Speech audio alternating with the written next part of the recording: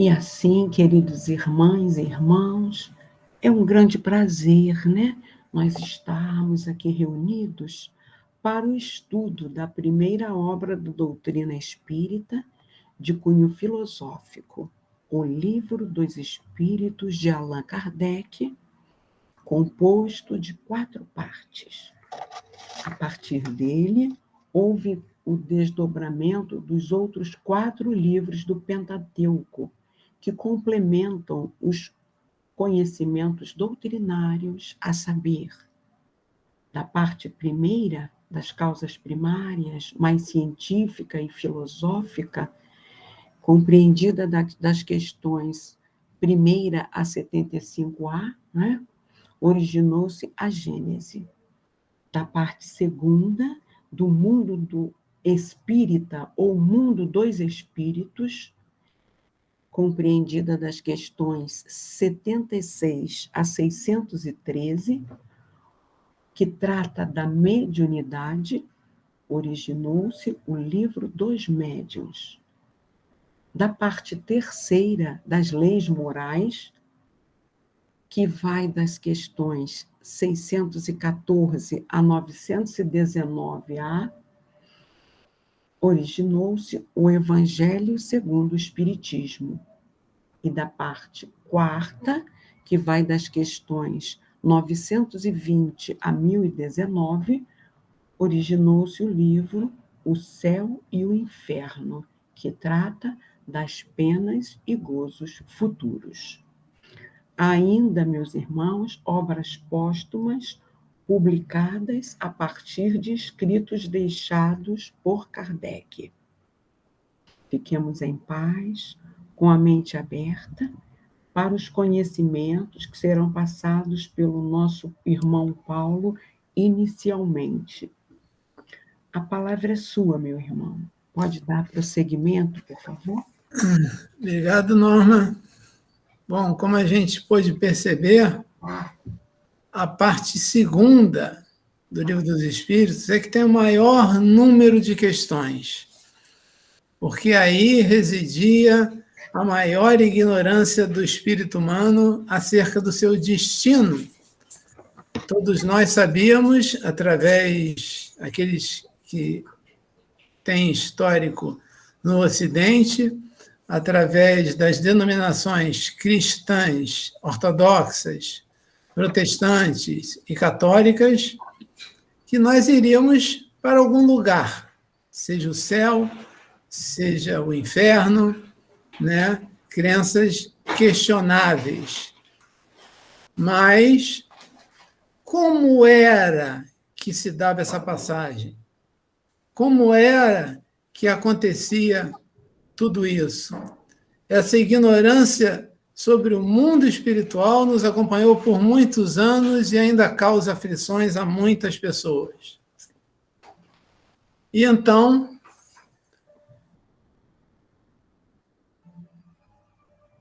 agora está ligado. Onde estaria a justiça? E é o que trata exatamente a questão 171 do Livro dos Espíritos. Justiça da reencarnação. Se nós aprendemos lá, na parte 1 do Livro dos Espíritos, nos atributos de Deus, que Deus é soberanamente justo e bom, como acreditar que a sua justiça se manifesta se parece que está tudo errado, está tudo diferente? Uns têm mais, outros têm menos. Uns desencarnam com 1 ano de idade, outros com 80 anos, outros têm doenças, outros não têm. Da onde vem isso? Ou será que Deus é parcial? E então, Kardec começa a perguntar sobre o que está fundamentado o dogma. E essa é uma palavra perigosa que, antes da gente avançar, a gente vai entender um pouco mais sobre essa palavra. O dogma da reencarnação. A doutrina espírita tem dogmas? Mas eu nunca tinha ouvido falar isso. Será que leram com atenção realmente o Livro dos Espíritos? Será que sabem a que tipo de dogma Kardec estava se referindo quando fez a pergunta? E a resposta, né? Sobre a justiça de Deus. Ela existe. Creiam ou não creiam, ela existe. E sobre a revelação. Não pode deixar de vir na minha mente agora o seu Ribeiro, que fala que tudo vem através das revelações. E a doutrina espírita é a terceira revelação do mundo judaico-cristão. O Oriente tem outros enviados do Cristo, outros enviados divinos, mas nós tivemos Moisés, Jesus e a doutrina espírita. Por isso, repetimos sem cessar que um pai deixa sempre para seus filhos uma porta aberta ao arrependimento. E como é que eu posso me arrepender do que eu fiz na minha vida se eu não tenho mais o que viver? Se eu estou condenado a estar no inferno eterno ou num céu eterno? Como eu posso me arrepender? De que me adianta eu me arrepender? E aí mais uma lembrança vem à mente, a parábola do filho pródigo, que Jesus demonstra ali, na figura do Pai, a figura de Deus, que nos deixa ir pelo mundo para experimentar. Nós temos livre-arbítrio, mas que, quando erramos, quando comemos comida de porcos, quando gastamos tudo aquilo de nosso patrimônio espiritual e material nas experiências que não trazem nada à nossa vida, Deus não nos espera dentro de casa. Ele corre até a porteira para nos receber, um movimento que não é comum entre o povo hebraico. E Jesus quer mostrar ali que quando damos um passo em direção a Deus, Deus dá 10, dá 20, dá 100 em nossa direção para nos receber, e como o pai da parábola, ele faz uma festa para aquela ovelha desgarrada que voltou, como também na outra parábola da ovelha perdida, Jesus deixa as 99 ovelhas, Deus, o pastor, para ir atrás daquela ovelha que se perdeu. Então, cada um de nós é muito importante para a espiritualidade. Cada um de nós é buscado. Nós é que, de olhos cerrados, de ouvidos tampados, não escutamos e não ouvimos esses apelos. Então, antes de continuar, o que é dogma? Vamos lá no nosso primeiro slide.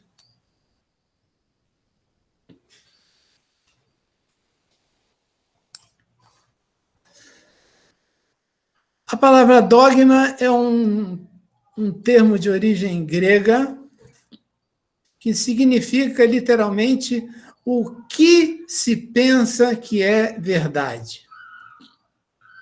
E o que é a verdade? Jesus perguntou isso a Pilatos. Muitos filósofos pelo mundo e muitas religiões se perguntam o que é a verdade. E aqui fica claro que a palavra dogma é o que se pensa que é verdade. Então, nós espíritas pensamos, mas já podemos ir mais além, temos provas suficientes, através da comunicabilidade dos espíritos, de que muitas coisas são verdades. Através de analogias, de que existe justiça, se existe bondade, tem que existir e tem que ser real a doutrina da reencarnação. Porque senão, como explicar? Na antiguidade, o termo parecia ligado a uma crença ou uma convicção, um pensamento firme de uma doutrina. Ou seja, dogma, com o tempo, foi perdendo o seu sentido literal para ser transformado em quê? Em uma crença que não poderia ser questionada.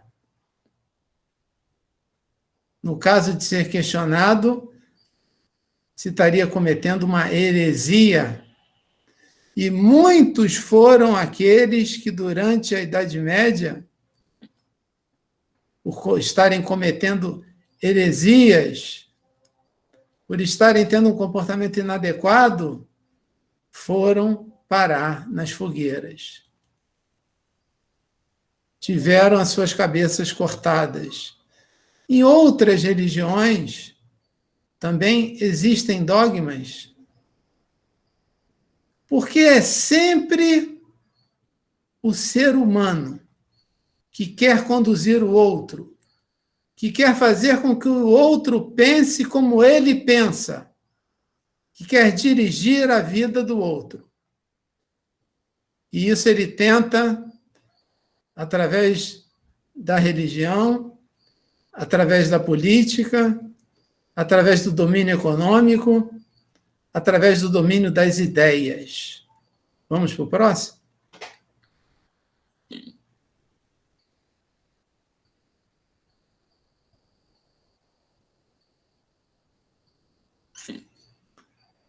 E aqui a gente cita, né? Quem rejeita pode incorrer em crimes variáveis de acordo com a religião. Na Igreja Católica, vocês sabem de onde vem esse nome católica? Igreja Apostólica Católica Romana. Igreja de eclésia, do grego. Reunião em boa companhia, comunidade.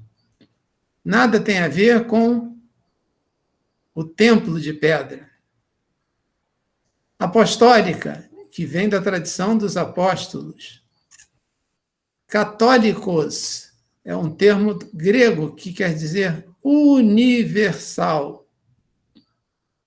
E romana, porque ela se juntou, foi criada, melhor dizendo, da junção do Império Romano, que viu nos ensinamentos cristãos uma forma de ter mais poder do que já tinha.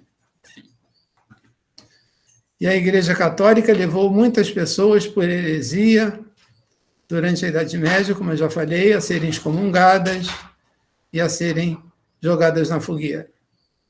A Igreja Católica também possui, né, o que ela chama de sacramentos. Que são sacramentos. Vamos ver. O sacramento tinha um objetivo. Era de levar os fiéis, os crentes, à vida divina. Pois são sinais de graça instituídos por Jesus. Vamos ver se realmente foram instituídos por Jesus. E cada sacramento católico é uma jornada perante do qual o fiel vai encontrar a reafirmação da sua fé. Vamos lá no próximo? seguinte.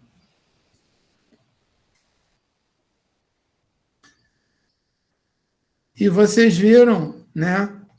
Ouviram o que o sacerdote Urubá disse. Nós não acreditamos no pecado original. São poucos os que acreditam hoje em dia que existe um pecado original a ser limpo. E esse é o fundamento do primeiro sacramento católico, o batismo. Você se batiza na igreja para que você esteja livre do pecado original de Adão e Eva. Nós temos uma ligação direta, segundo a crença católica, cristã, católica, obtida através de diversas reuniões nos chamados concílios, que passou a ter regras próprias, criando dogmas de fé que deveriam ser seguidos. A Igreja Católica, no seu início, seguia instituições como o militarismo do Império Romano. E aí a gente sabe que, e a seguir do batismo, né, nós temos a Eucaristia. Quem é que não fez primeira comunhão para poder casar na igreja, de véu e grinalda, bonito, né? Esse é o sacramento da Eucaristia, ou primeira comunhão. Através da hóstia, você estaria em comunhão com Jesus. O que tem de mais parecido na história é quando Jesus faz a Santa Ceia e divide o pão. E é dessa passagem que eles tiram: tomai e comei todos vós, este é o meu corpo, que será dado por vós. Tomai e bebei todos vós, esse é o sangue da nova aliança, que será derramado para o perdão dos pecados. E o que quer dizer isso? Quem não lê o Velho Testamento, e aí é que está o grande ponto, nós espíritas devemos sim estudar a Bíblia. E quando Jesus fala em nova aliança, aliança significa, dentro dos termos hebraicos, testamento.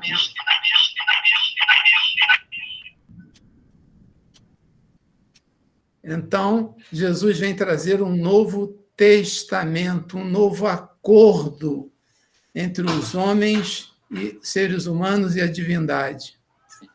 E dentro desse acordo, quem não se lembra que Jesus é o quê? O Cordeiro de Deus que tira o pecado do mundo. E o que se sacrificava no Velho Testamento, nos templos? Cordeiros, pombos, animais. E Jesus veio, nesse ato, simbolizar não mais sacrifícios de animais, porque Deus não quer sacrifícios de animais. A doutrina espírita nos fala que a espiritualidade quer o sacrifício de quê? Do nosso orgulho, da nossa vaidade. Deus não precisa de sangue de animais, não precisa de oferendas. Deus fica feliz quando nós voltamos à casa do Pai. A seguir temos a crisma, que é um sacramento em que você confirma, porque normalmente o batismo, a primeira comunhão é feita quando você é piquititinho, né? Você sequer se lembra do que aconteceu. Então tem a crisma para confirmar. Vamos seguindo. confissão. Você tem que contar tudo para o padre. E só ao contar para o padre já tem o poder de, lhe dando algumas orações, você ser perdoado do seu pecado. Fácil, né? Só que a gente sabe, graças a Deus, que não é bem assim. Existe a lei de causa e efeito. Confessar é bom? É claro que é bom, porque tira a angústia. A gente fala com alguém, a gente reconhece o nosso erro, a gente se arrepende do que fez, mas existe a terceira parte. Nós temos que reparar. E nós escolhemos se vamos reparar pela dor ou pelo amor. A seguir, a unção dos enfermos, que qualquer um pode dar, não precisa ser sacerdote. Não para perdoar pecados, mas sim para que naquele momento haja o que Paulo chama de metanoia, mudança da mente, que sai do foco daquele pecado, daquelas ações que ele cometeu, que significam pecados, e passe a ter a convicção de que vai ter uma nova vida, uma nova experiência, está ali deixando aqueles erros e está se propondo a harmonizar-se com esses erros no futuro, através de ações do bem, na caridade, ajudando as pessoas, seja com a palavra, seja com seus mais variados dotes, que cada um tem os seus, cada um ajuda com as qualidades que tem. Vamos em frente? E a seguir, a ordem, né, para os mais diversos cargos dentro da igreja. Depois, os slides, quem quiser, vai ficar disponibilizado para quem quiser levar, tá bom? E, por último, o matrimônio, que seria, na realidade, não o casamento para formar famílias. Isso porque, a gente já vai ver, que esses sacramentos foram copiados de passos de escolas iniciáticas da Grécia, do Egito e de outras cidades mais, em que se faziam a iniciação nos mistérios de Deus. Mistérios hoje que a doutrina espírita ensina a todos nós, não há mais nada de misterioso. Os espíritos revelaram aquilo que antes só se aprendiam nos templos. E o matrimônio perde o seu sentido de união com Deus. Como Jesus falou, eu e o Pai somos um. Como Paulo falou, não sou eu mais quem vivo, é o Cristo que vive em mim. Vamos em frente?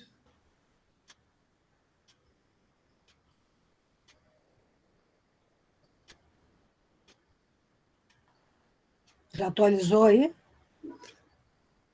Ainda não, ainda está no sacramento. Mas já troquei aqui, tá? Já troquei. Então troca de novo. Pula mais um. Vai pular esse do Jesus recebeu qualquer título, chefe espiritual e tal? Não, peraí. Meu guia está falando que não precisa pular. Guia Elizabeth. Apareceu aí, Paulo? Apareceu. Então tá bom. Porque, para mim, eu só vejo a minha tela, né? Não vejo vocês. Tá bom. E Jesus, a gente vai lembrar, ele não recebeu nenhum título dado naquela época a nenhuma religião, que era o de chefe espiritual. Ele se chamava de Rabi, de Acástelos. A minha pronúncia do grego é péssima, tá? Epistastes. E ele era, assim, uma autoridade de uma escola que visava iniciar as pessoas no conhecimento das coisas do Espírito. E aí diz que Jesus fundou uma escola iniciática. Seus apóstolos eram discípulos e iriam aprender tudo isso. Vamos lá, Beth, para o próximo?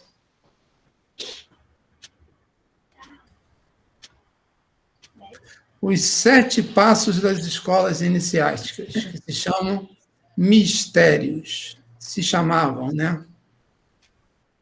Esses 7 passos foram copiados para os 7 sacramentos conhecidos pela Igreja Católica.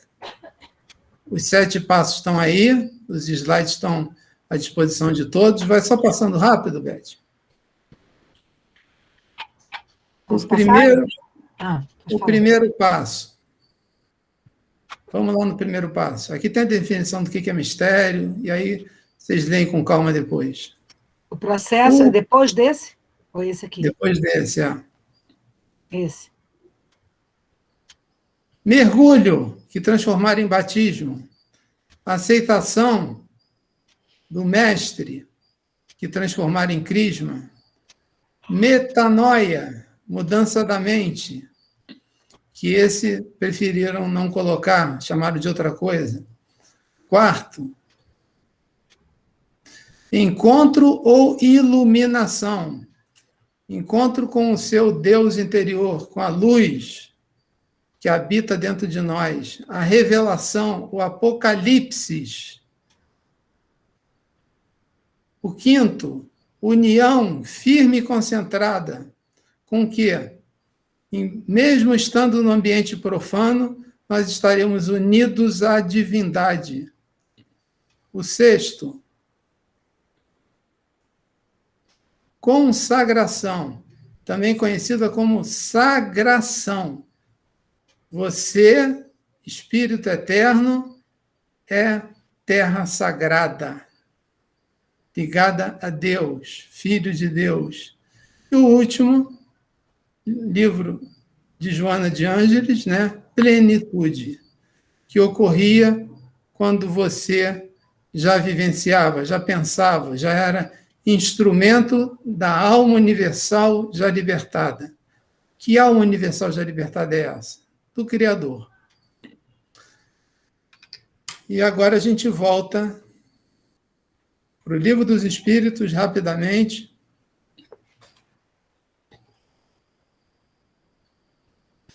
Vamos ler algumas frases principais.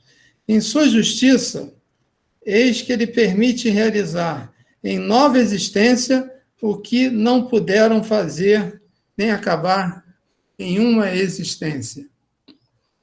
Nós temos várias vidas, nós temos a multiplicidade de oportunidades, não estamos condenados a um céu ou a um inferno definitivos. Deus é imparcial. Se houvesse parcialidade, já não haveria justiça. Deus dá a todos nós exatamente as mesmas chances e as mesmas oportunidades de evoluir. Uns aproveitam mais, outros aproveitam menos. A doutrina da reencarnação é a única correspondente à ideia que fazemos de justiça. O pensamento de que essa inferioridade não o deserdará para todo sempre do bem supremo, que ele poderá conquistá-lo por novos esforços, o amparo lhe reanima a coragem. Quem é que, ao fim da sua carreira, não lamenta ter adquirido muito com uma experiência que não soube aproveitar? Essa experiência tardia não estará perdida.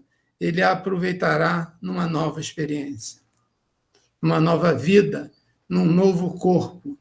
Então, todas as experiências, até o último minuto da vida, em que a gente não pode mudar nada, né?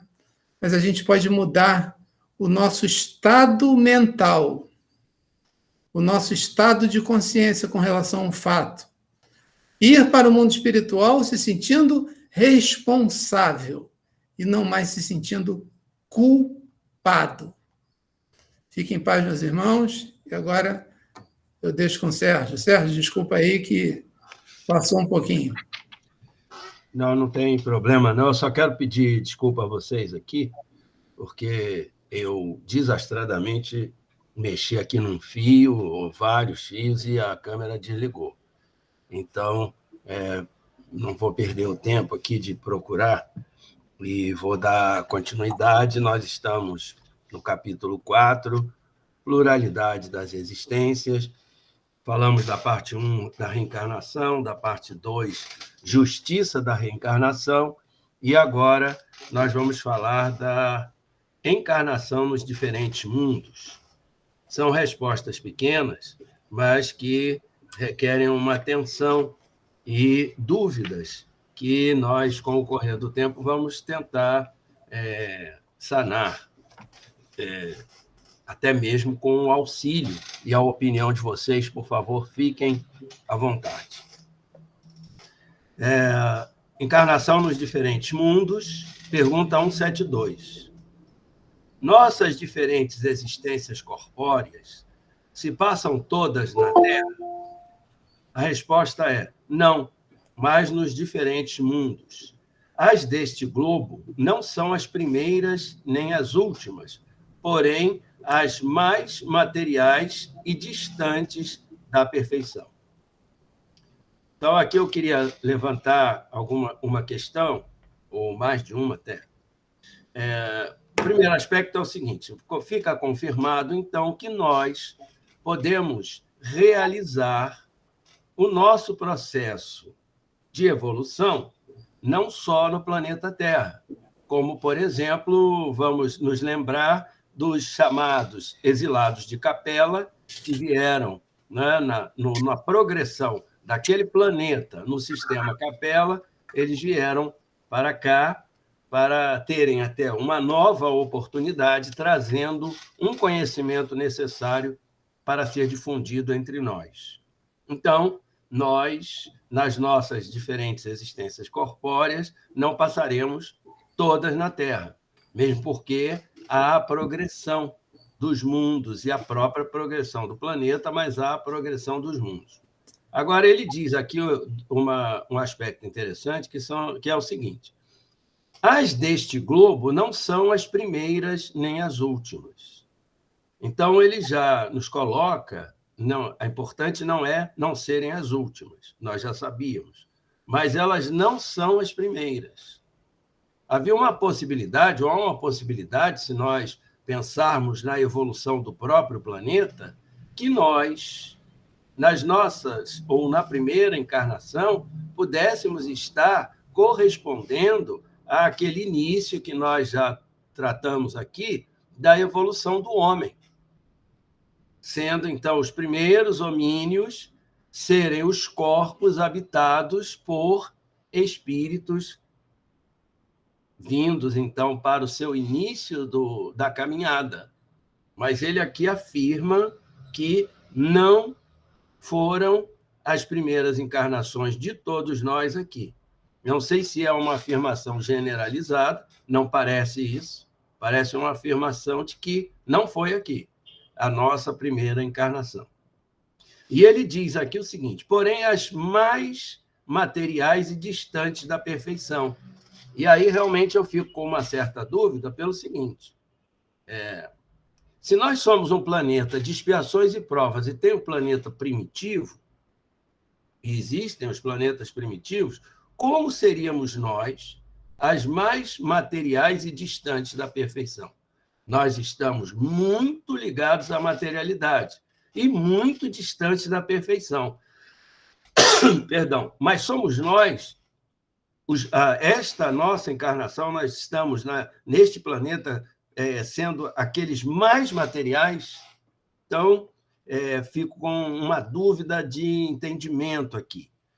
Talvez até essa ligação aqui, quando ele quer dizer mais materiais, porque talvez em um mundo primitivo nós não tivéssemos uma conceituação melhor a respeito das coisas, então passaríamos pela ignorância, né? E não esse apego à materialidade. Estou pensando aqui, junto com vocês, gostaria que, mais tarde, passando aqui, vocês pudessem acrescentar aspectos a respeito disso.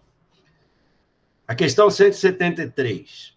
A cada nova existência corpórea, a alma passa de um mundo a outro ou pode viver muitas vidas num mesmo globo?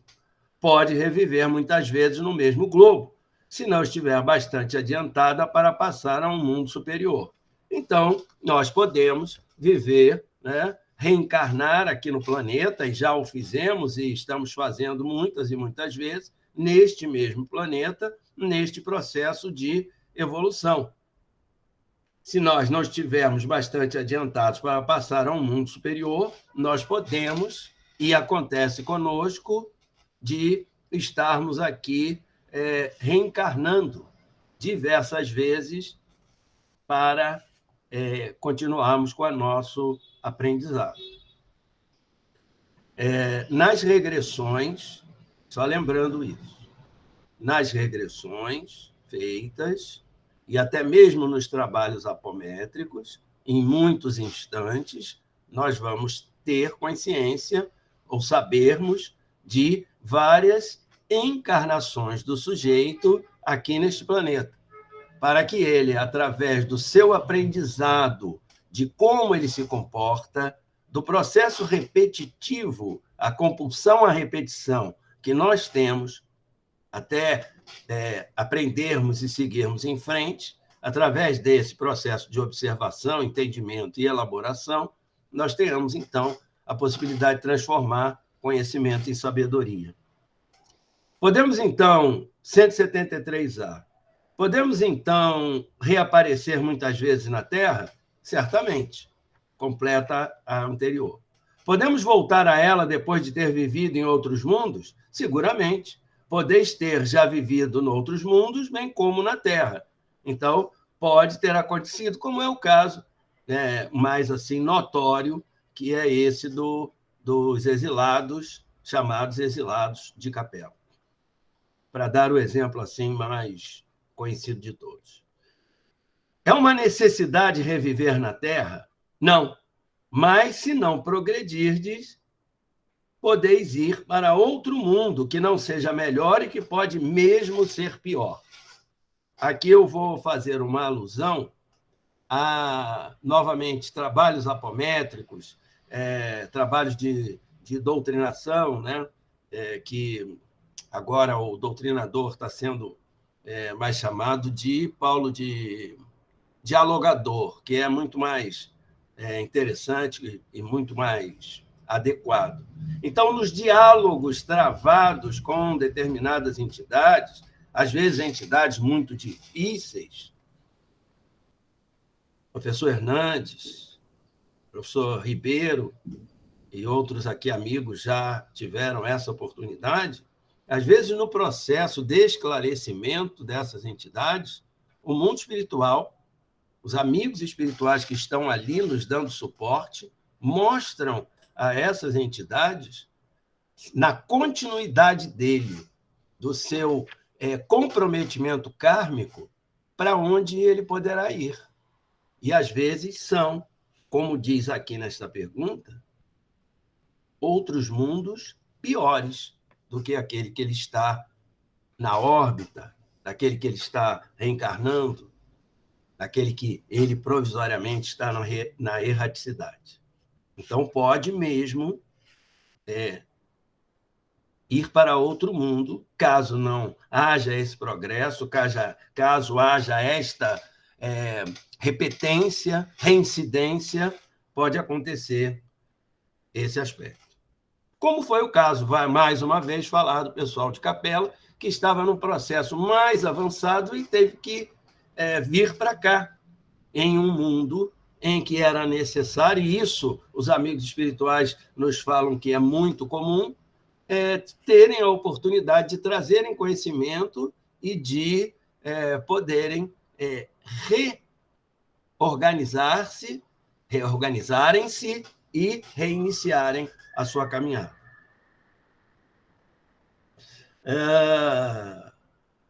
Pergunta 175, a vantagem em voltar a viver na Terra? Nenhuma vantagem particular, a não ser que se venha em missão, pois então se progride como em qualquer outro mundo.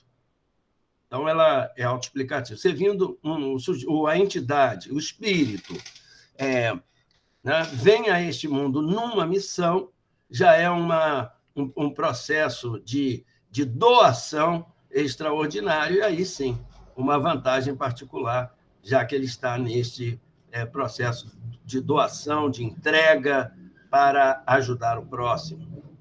175A, não seria melhor continuar como espírito? Pergunta extremamente importante. A resposta, não. Ficar-se-ia estacionário, e o que se quer é avançar para Deus. Então, veja só, a grande evolução que se tem é na aplicabilidade dos aprendizados. E a aplicação dos aprendizados, ela é feita nos planetas, quando nós estamos com o nosso corpo material, quando estamos esquecidos das vidas anteriores, e que é testado aquilo que realmente nós trazemos agora como um conhecimento, como um saber da alma, do espírito. E então, aqui neste planeta e nos outros planetas, é que nós podemos avançar. Se nós ficássemos somente no plano espiritual, no estágio em que nós nos encontramos, nós estaríamos estacionados. Vou lembrar aqui uma pequena passagem, que eu acho que é muito mais esclarecedora do que da forma que eu estou colocando. André já tinha participado de todos aqueles estudos, né? Emmanuel conversava com todos aqueles mentores e tudo mais, mas ainda não tinha voltado aqui ao planeta, nem estado com sua família. E aí o André tem essa oportunidade, mas nada é dito a ele do que ele iria encontrar aqui no planeta, aqui na crosta. E quando ele chega em casa, que ele descobre que não tem, os retratos dele não tem, que a mulher dele tem um outro marido, que ela está tomando conta dele, e que não era como ele esperava, o André entra, usando a expressão popular, em parafuso. E aí o que acontece? Ele baixa a vibração dele e já está num nível, né, de descendência. No filme é extremamente bem bolada a imagem, tudo fica escuro em torno dele, quase que ele volta para aquelas regiões mais profundas, porque a vibração dele baixou. Então, ele que lá em cima, né, estava muito bem, estava entendendo tudo, né, igual no centro espírita. Meu irmão, para cá, você pode beber a sua aguinha, passe à minha frente, não fique à vontade e tal, mas na hora que a gente sai, entra no carro, né, o Espírito Santo voa imediatamente, que não consegue nem ficar perto da gente, e vai embora. E a gente, então, volta para a estaca zero. Então, é lá fora. Por isso que eu repito, essa belíssima colocação dos budistas, que não é lá no monastério, no alto do morro, que o devoto ou que o monge vai saber a quantas ele anda. É quando ele desce para o mercado de peixe. Pergunta 176, os espíritos, depois de se haverem encarnado em outros mundos, podem encarnar-se nesse, sem jamais terem passado por aqui? A resposta é sim. Como vós em outros globos, todos os mundos são solidários, o que se faz num pode-se fazer noutros. Então, aqui tem uma informação que é o seguinte: nem todos os espíritos, na verdade, só uma pequeníssima parcela, passará pela Terra. Há outros caminhos, só que todos esses outros caminhos, eles são justos para a caminhada dos espíritos. Nenhum será beneficiado. Não necessariamente passará pela Terra, mas necessariamente passará pelo processo evolutivo de maneira igualitária. E, por último, assim, existem homens que estão na Terra pela primeira vez? Não, por penúltimo. A resposta: há muitos, e em diversos graus. Olha que coisa interessante, né? Então, por exemplo, numa família, nós podemos ter 2 pontos. Inimigos de vidas passadas, que, colocados na sua estruturação familiar, têm a grande oportunidade de afinizarem-se, né? Na posição, por exemplo, de pai e filho, mãe e filha, mãe e filho, irmãos, nós teríamos inimigos de outras vidas. Eu estou dando exemplos assim bem pontuais. Então, nós teríamos esses irmãos que já estiveram em outras encarnações conosco nesta vida. Nós teríamos espíritos afins já, com um amor já definido, também dentro da própria família. E nós poderíamos ter, veja só que coisa interessante, um espírito na posição de pai, de mãe, de irmão, de primo, porque todo mundo tem que ter uma família, que não, que fosse ou que é a primeira vez que ele vem à Terra. Assim, existem homens que estão na Terra pela primeira vez. Ora, se todos nós temos que nascer, né, de um homem e de uma mulher, se todos nós, eu digo em caráter geral, se todos nós precisamos disso, precisamos de uma família e tudo, então pode, numa família perfeitamente, estar alguém que nunca caminhou conosco em nenhuma jornada e sequer esteve aqui no planeta. E a pergunta 176B é: pode-se reconhecer por um sinal qualquer quando um espírito se encontra pela primeira vez na Terra? E a resposta é: isso não teria nenhuma utilidade. Isso não tem a menor importância. A importância é o crescimento do amor ao próximo, da amizade, do carinho e do afeto entre aqueles que nos cercam, entre aqueles com quem nós convivemos. É isso, meus amigos. Passei 1 minutinho, são 19h01. Né? Fica aquela questão que eu não saberia esclarecer, não saberia a melhor maneira de esclarecer a vocês. Eu fiquei com essa dúvida, que é a seguinte, só repetindo, e, por favor, alguém puder falar alguma coisa, eu gostaria. Ele diz: nossas diferentes existências corpóreas se passam todas na Terra? E a resposta é: não, mas nos diferentes mundos. Tudo bem. As deste globo não são as primeiras nem as últimas. Então, tem uma boa informação. Repito, nós não começamos aqui na Terra. Eu pensava que pudesse ter começado. E ele vai mais além e diz assim: porém, as mais materiais e distantes são essas. Né? Então, se nós estamos num planeta de expiações e provas e existem outros, eu fiquei com essa dúvida do que ele quer dizer como sendo as mais materiais. Que nós estamos distantes da perfeição, não tenha dúvida, mas eu achei que nós tínhamos dado, por orgulho e vaidade da minha parte, eu achei que nós tínhamos subido um degrauzinho, e parece que não. Vocês entenderam a minha dúvida com relação ao que está escrito aqui? Depois a gente bate um papo sobre isso. Vai render, hein? Não, não, a pergunta é se eu conseguir esclarecer, porque a gente, às vezes, não consegue nem explicar a dúvida que tem. Conseguiu, claro. Fiquei numa dúvida boa aqui a respeito. Muito obrigado pela atenção. Namastê. Ô, Sérgio, na resposta da edição do meu livro, ele fala: não são as primeiras nem as últimas, são, porém, das mais materiais. Entendeu? Então, além da Terra, tem outros, assim, de provas e expiações. Né? Isso que eu entendi, das mais materiais. Não é as mais materiais, é das, a preposição das. Na minha edição está assim. Na minha também. Das mais materiais e das mais distantes da perfeição. Isso. Não é as mais, é das mais. Um Dzinho faz a diferença, hein?